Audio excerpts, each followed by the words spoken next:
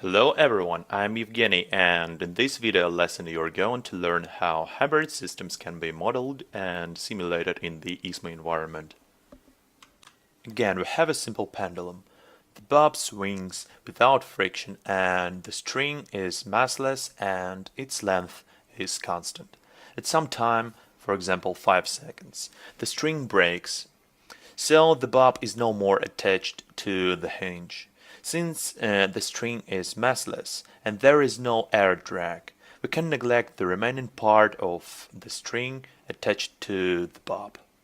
Now the bob is in free fall, that is, the only force acting upon it is the gravity of Earth. You should be familiar with the mathematical model of the system, although in this case we have two coordinates instead of one angle and two second-order differential equations instead of one. The four initial conditions are computed from the angle and its derivative by using the very same formulas as in the previous case for the coordinate mapping. We, as in the previous case, have to transform the system into an explicit differential algebraic system of equations. Now we have four state variables: x, y, vx, vy. We are modeling a hybrid system, so let us draw its hybrid automaton. The system has two modes, namely pendulum, when the bob is swinging, and free fall. Let it start in the pendulum mode. And when the time equals 5 seconds, the system switches to the other mode, free fall, in which it stays forever in our case. Now let us take a look at the model implemented in the ISMA environment.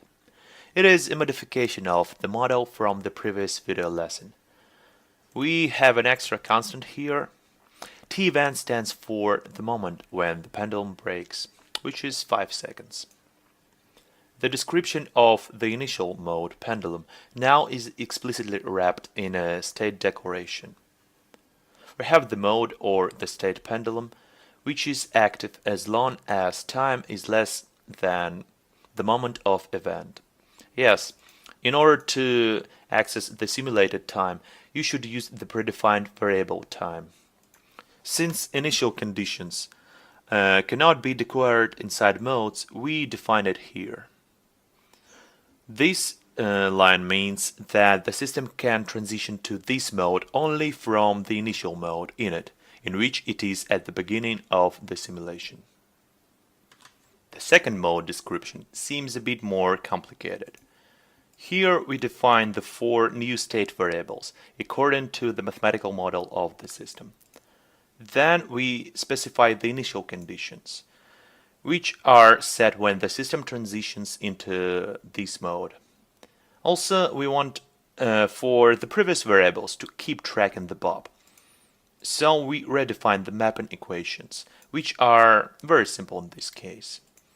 And finally, we specify the modes from which the system can switch to the freefall mode, namely from the pendulum mode. Now let us open the simulation settings window. Again, set a smaller step size, simulate the system. And let us take a look at the y-coordinate of the bob.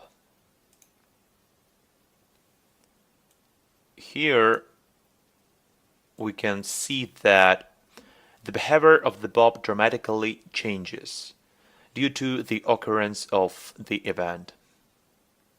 So it was swinging and then it started falling down, as you can see from the simulation results.